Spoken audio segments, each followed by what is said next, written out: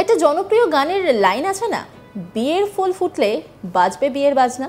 শেষমেশ সেই ফুল ফুটলো আর বিয়ের বাজনাও বাজলো।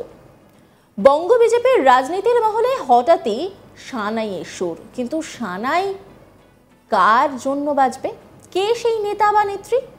সবাইকে অবাক করে দিয়ে 7 পাকে বাধা পড়তে চলেছেন বঙ্গ বিজেপির সিংহম দিলীপ ঘোষ। বৈশাখীতেই ছাদনা তলায় বাধা পড়তে চলেছেন দিলীপ ঘোষ। সূত্রে খবর, সম্ভবত শুক্রবার সন্ধ্যায় নিউ টাউনে নিজের বাড়িতেই গাঁটছড়া বাঁধতে চলেছেন রাজ্য রাজনীতির দাপুটে নেতা দিলীপ ঘোষ। পাত্রীও বিজেপিরই এক কর্মী। ষাটোর্ধ্ব বিজেপি নেতা দিলীপের বিয়ে ঘিরে তোলপাড় বাংলার রাজনীতি। শুধু বিজেপি নেতারা নন, দিলীপকে নতুন জীবনের শুভেচ্ছা জানিয়েছেন তৃণমূলের নেতারাও। পাত্রীর নাম রিঙ্কু মজুমদার, তিনিও দীর্ঘদিনের বিজেপি কর্মী। মহিলা মোর্চার দায়িত্বে ছিলেন তিনি, ওবিসি মোর্চা এবং হ্যান্ডলুম সেলের দায়িত্বও ছিলেন। বিজেপি করার সূত্রেই 47 বছর বয়সী রিঙ্কুর সঙ্গে আলাপ হয় 61 বছরের দিলীপের। সেই আলাপ এই শুক্রবার সন্ধ্যায় পরিণতি পেতে চলেছে। বিভিন্ন সংবাদ মাধ্যমে বিয়ের খবর এবং দিলীপের সঙ্গে তার পরিণয়ের সত্যতা অকপটে স্বীকার করেছেন স্বয়ং রিঙ্কু। তবে এখনও মুখ খোলেননি দিলীপ ঘোষ। জানা গিয়েছে রিঙ্কু বিবাহ বিচ্ছিন্না, তার একটি ছেলেও রয়েছে। দুই বাড়ির সম্মতিতে শুক্রবার সন্ধ্যায় নিউ টাউনে দিলীপের বাড়িতেই বসতে চলেছে বিয়ের আসর। আইনি নিয়মে বিয়ে সম্পন্ন হবে। একান্ত ব্যক্তিগত স্তরে হতে চলেছে এই বিয়ে। পরিবার ও ঘনিষ্ঠদের উপস্থিতিতেই 4 হাত এক হবে। শোনা গিয়েছে 2021 সালে দিলীপের সঙ্গে আলাপ রিঙ্কুর। ইকো পার্কে প্রাতঃভ্রমণের সময় তাদের আলাপ হয়। সেই আলাপে ধীরে ধীরে সম্পর্কে গড়ায়, যদিও তা কেউ টেরটাও পাননি। দিলীপ ঘোষ রিঙ্কুর প্রণয় কাহিনীর বিষয়ে আমাদের প্রতিনিধি সুজয় ঘোষ কি বলছেন শোনাব আপনাদের। এই মুহূর্তে দিলীপ ঘোষের যে বিয়ে, সেটা নিয়ে কিন্তু ইতিমধ্যেই বলা যেতে পারে একটা চর্চা চলছে। কিন্তু এর মধ্যেই দেখা যাচ্ছে যে দিলীপ ঘোষের সঙ্গে যার বিয়ে হচ্ছে, এই রিঙ্কি মজুমদার, এই রিঙ্কি মজুমদারের যে তার যে রাজনীতিতে, বঙ্গ বিজেপি রাজনীতিতে আসা এবং কিভাবে দিলীপ ঘোষের সঙ্গে তার পরিচয়, সেটা নিয়েও কিন্তু এই মুহূর্তে সোশ্যাল মিডিয়া একেবারে সরগরম। আমরা যেটা বঙ্গ বিজেপি সূত্রে যেটুকু আমরা জানতে পারছি, 2013-তে রিঙ্কি মজুমদার কিন্তু বলা যেতে পারে যে বিজেপিতে যোগ দিয়েছিলেন।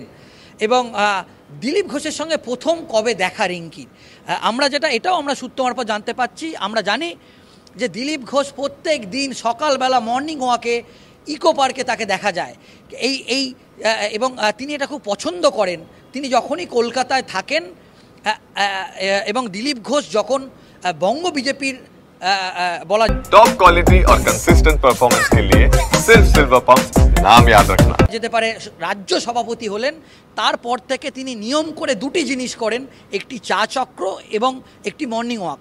তো বলা যেতে পারে যে ইকো পার্কেই প্রথম এই রিঙ্কি মজুমদারের সঙ্গে তার কিন্তু দেখা হয়েছে এবং সেখানেই তার কিন্তু দিলীপ ঘোষের সঙ্গে তার প্রথম পরিচয়। এবং বলা যেতে পারে বিজেপির একজন সিনিয়র নেতা, তিনি কিন্তু প্রথম রিঙ্কি মজুমদারকে বলা যেতে পারে দিলীপ ঘোষের সঙ্গে কিন্তু পরিচয় করে দিয়েছিলেন।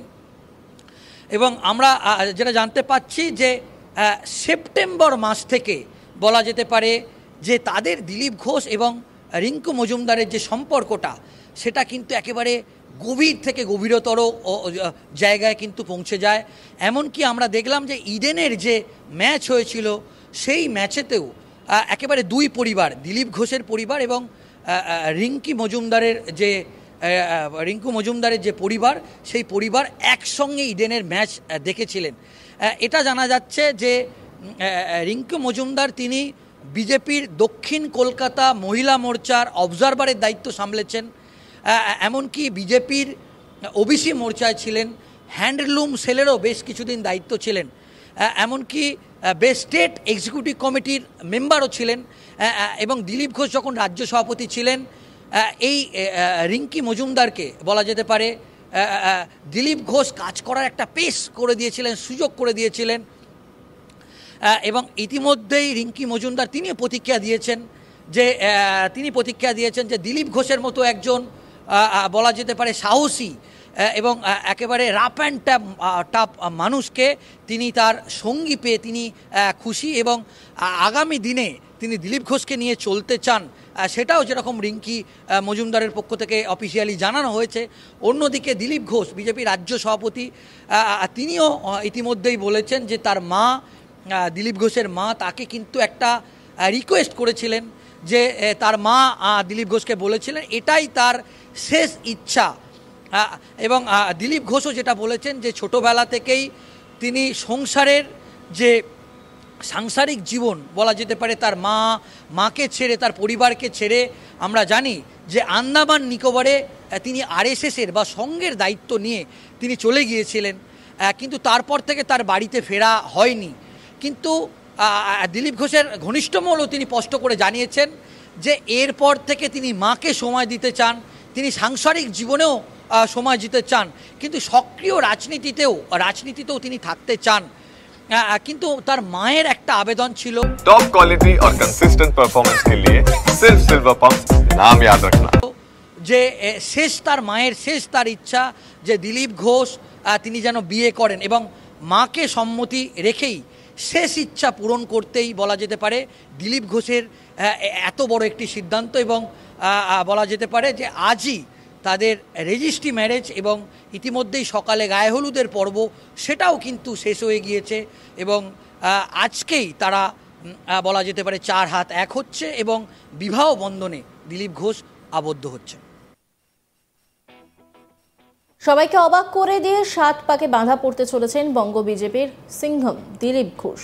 বৈশাখীতেই ছাদনাতলায় বাঁধা পড়তে চলেছেন দিলীপ ঘোষ। সূত্রের খবর, সম্ভবত শুক্রবার সন্ধ্যায় নিউ টাউনে নিজের বাড়িতেই গাঁটছড়া বাঁধতে চলেছেন রাজ্য রাজনীতির দাপুটে নেতা দিলীপ ঘোষ, পাত্রীয় বিজেপিরই এক কর্মী। ষাটোর্ধ্ব বিজেপি নেতা দিলীপের বিয়ে ঘিরে তোলপাড় বাংলার রাজনীতি। শুধু বিজেপি নেতারা নন, দিলীপকে নতুন জীবনের শুভেচ্ছা জানিয়েছেন তৃণমূলের নেতারাও। পাত্রীর নাম রিঙ্কু মজুমদার, তিনিও দীর্ঘদিনের বিজেপি কর্মী। মহিলা মোর্চার দায়িত্বও সামলেছেন তিনি, ওবিসি মোর্চা এবং হ্যান্ডলুম সেলের দায়িত্বও ছিলেন। বিজেপি করার সূত্রে 47 বছর বয়সী রিঙ্কুর সঙ্গে আলাপ হয় 61 বছরের দিলীপের। সেই আলাপই শুক্রবার সন্ধ্যায় পরিণতি পেতে চলেছে। বিভিন্ন সংবাদ মাধ্যমে বিয়ের খবর এবং দিলীপের সঙ্গে তার পরিণয়ের সত্যতা অকপটে স্বীকার করে নিয়েছেন স্বয়ং রিঙ্কু। তবে এখনও মুখ খোলেননি দিলীপ ঘোষ।